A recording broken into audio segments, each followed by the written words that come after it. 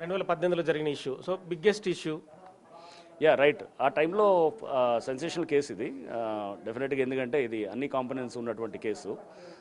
So ఒక honour కిల్లింగు, next ఒక contract కిల్లింగు and hired కిల్లింగు, plus ఇంతే కాకుండా దీంట్లో క్రిమినల్స్ కూడా చాలా సఫిస్టికేటెడ్గా టెక్నాలజీస్ని వాడి చేసిన వాళ్ళు.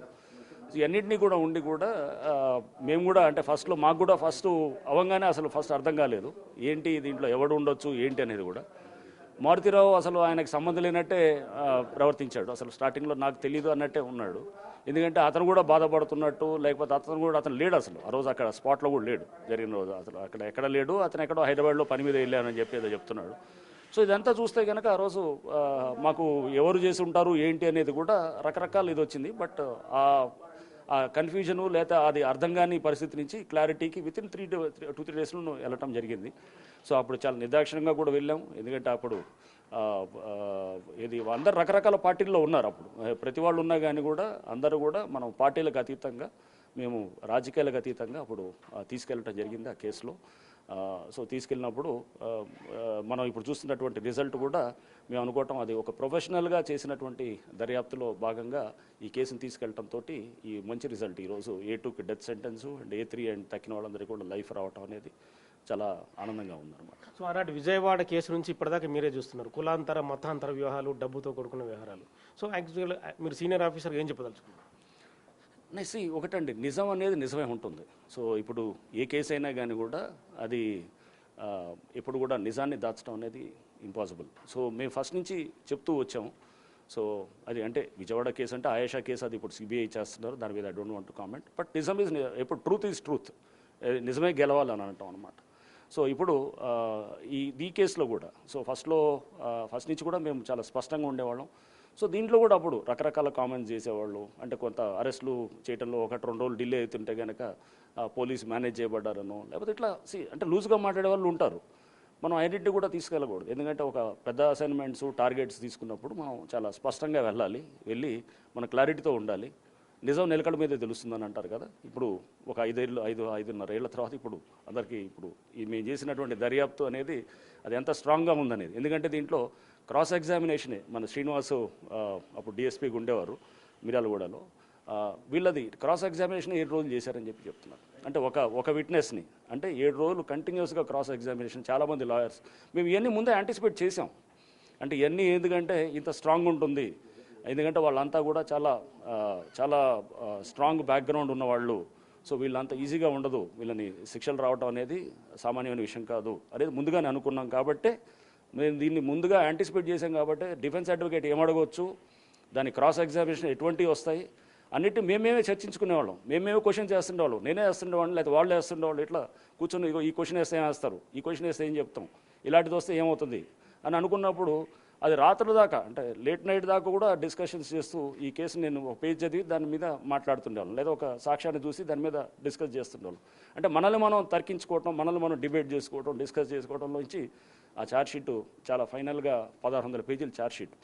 బహుశా నాకు తెలుసు 10 సార్లు ఆ డ్రాఫ్ట్ ఛార్జ్షీట్ కూడా మార్చి లేదు ఇది బాగాలేదు ఇంకోసారి మార్చండి అంటే వీళ్ళు అసలు మా ఆఫీస్ పక్కనే కూర్చొని వీళ్ళు కూడా ఒక క్యాంప్ లాగా పెట్టేసి మొత్తం టీం అంతా కూడా దాదాపు నెలల తరబడి అక్కడే ఉండి రోజు వచ్చేవాళ్ళు. ఏదో ఒక పని మీద రోజు 2 రోజులకు ఒకసారి వచ్చి అక్కడ గంటల కొద్దీ కూర్చొని తయారు చేస్తుండేవాళ్ళు. మారుతిరావు చనిపోకముందు ఇన్వెస్టిగేషన్లో ఏం చెప్పాడు, చనిపోయిన తర్వాత ఈ ఇష్యూలో సో వాళ్ళ తమ్ముడు శ్రవణ్ కూడా సో ఎంటైర్గా వాళ్ళ ఫ్యామిలీ ఇన్వాల్వ్మెంట్ కావడం ఎలా చూస్తారు? మారుతిరావు ఆయన చనిపోవడం చాలా బాధాకరమైన విషయం అండి. ఎందుకంటే ఆయనకి బిడ్డ అంటే అమితమైన ప్రేమ. ఆ ప్రేమలో నుంచి అతను ఈ హైర్డ్ కిల్లింగు, ఈ ఆనర్ కిల్లింగు, ఈ కాంట్రాక్ట్ కిల్లింగ్ అంతా కూడా రావడం జరిగింది.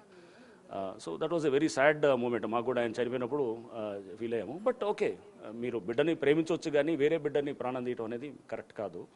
అండ్ సో అది మన పెంపకంలో ఏమన్నా మిస్టేక్స్ ఉంటే కనుక వేరే వాడిని దానికి బాధ్యుల్ని చేస్తూ చేయటం అనేది కూడా ఎంతవరకు సమంజసం అనేది కూడా మారుతిరావుతో నేను డిస్కస్ చేయడం కూడా జరిగింది.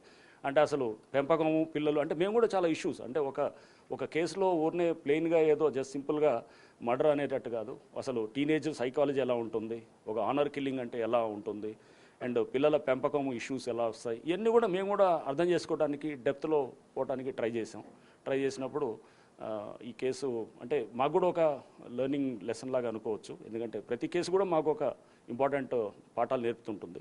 సో ఈ కేసులో చాలా నేర్చుకోవాలి, అంటే human psychology, teenage psychology and ఒక అంటే ఇంటర్ క్యాస్ట్ మ్యారేజ్లో ఉన్నటువంటి సైకాలజీ ఎలిమెంట్స్ ప్లస్ టెక్నాలజీ, రకరకాల కొత్త టెక్నాలజీస్ని కూడా మేము యూజ్ చేస్తూ ఇవన్నీ కూడా ఈ కేసులో చాలా అన్ని ఫీచర్స్ని తీసుకురావడంతో ఐ థింక్ కేసు చాలా స్ట్రాంగ్గా 6 years 9 months పట్టింది. ఇంతకాలం పట్టడానికి సీసీటీవీ ఫుటేజ్ మీకు ఎంత ఉపయోగపడింది?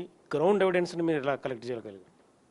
కేసు ఛార్జ్షీట్ వేసింది 2019 జూన్లో అనుకుంటా, 1 year తర్వాత. అంటే 9 months పట్టింది. అప్పుడు ఛార్జ్షీట్ డిలే అవుతుంటే కూడా ఎన్నో మాటలు అన్నారు, ఇది కేసుని ఇలా చేస్తుంది. ఇవన్నీ పడాల్సి వస్తుంది అనమాట తప్పకుండా.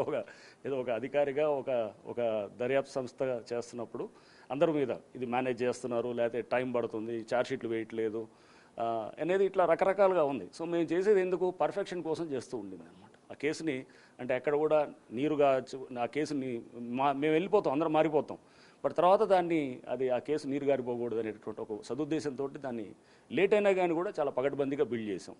ఆ తర్వాత 2019 జూన్లో అయినటువంటి కేసు ఇప్పుడు ఈరోజు అంటే దాదాపు 2025 మనకి ఈరోజు మార్చ్లో, ఇప్పుడు మార్చ్ 10th. స్వయంగా మారుతిరావు ఒప్పుకున్నాడా మీ ముందు, నేనే నా అంటే అల్లుడిని హత్య చేశానని చెప్పి? యా ఒప్పుకోవటం అదంతా 100% అది జరిగింది. తర్వాత జరిగిన విధానం కూడా ఉన్నది అంత కూడా. బట్ కన్ఫెషన్ ఆఫ్ ఇది ఒక అక్యూజ్డ్ అనేది అది ఇన్అడ్మిసిబుల్ కాబట్టి, సో అది only to the extent of discovery of a fact అంతవరకే ఉంటుంది కాబట్టి, సో దానికి ఉంటుంది. బట్ అది section 25 of Indian evidence act అది మనకి దాని కింద హిట్ అవుతుంది కాబట్టి అది అడ్మిషన్లోకి రాదు ఆయన ఒప్పుకున్నా కానీ కూడా. బట్ సెక్షన్ 27 ఎవిడెన్స్ యాక్ట్ కింద మనం to the discovery of a fact దానికి అలా ఉంటుంది. సో అది పక్కన పెడితే కనుక మనకి అంటే ఎవిడెన్షియరీ వాల్యూ ఆఫ్ ఆయన ఒప్పుకున్నారు లేదనేది, ఆయనలో అయితే మటుకు తప్పకుండా ఆయన కూడా బాధపడటం మొదలెట్టి మాటల్లో ఆయన కూడా అంటే ఫీల్ అవ్వటం, అంటే బహుశా హ్యాండ్లింగ్ విధానం సరిగ్గా చేయలేదు అనేటటువంటిది ఆయనలో కూడా నాకు అది అంటే ఒక రకంగా ఏమంటారు పశ్చాత్తాపం అనేది కూడా అక్కడ కనబడ్డట్టు కూడా అనిపించింది. హైకోర్టుకు సుప్రీంకోర్టుకు వెళ్తే కేసుల పరిస్థితి ఎలా ఉంటుంది, వాళ్ళ అప్పీల్ని ఎలా తీసుకుంటాయి కోర్టులు ఈ కేసులు? ఐ డోంట్ థింక్ ఇది అవన్నీ కూడా ముందుగానే యాంటిసిపేట్ చేసామండి, చేసి దాన్ని ఏ కోర్టులో కూడా వీళ్ళకి రేపు రిలీఫ్ అంత ఈజీగా ఉండదు. ఎందుకంటే రేపు ఇక్కడ తప్పు జరిగింది అనేటటువంటిది ఎక్కడ కూడా అంత ఈజీగా వాళ్ళకి ఛాన్స్ లేదు, ఆ దర్యాప్తులో ఉండటానికి ఛాన్స్ లేదు అనేది నేను అనుకుంటాను. సో హైకోర్టుకు వెళ్ళినా కానీ కూడా తప్పకుండా అప్హెల్డ్ చేస్తుంది ఈ జిల్లా కోర్టు చేసిన దాన్ని, అండ్ రేపు సుప్రీంకోర్టుకు వెళ్ళినా కానీ కూడా తప్పకుండా ఇదే డెసిషన్ ఉంటుందనే నేను అనుకుంటున్నాను. ఎందుకంటే దర్యాప్తు మనం వన్స్ ఫండమెంటల్స్ క్లియర్గా ఉన్నాయనుకోండి, స్ట్రాంగ్ ఉంటే కనుక ఎక్కడికి వెళ్ళినా కానీ కూడా తప్పులు అనేది అంత ఈజీగా ఉండడానికి ఆస్కారం లేకుండా చేసింది.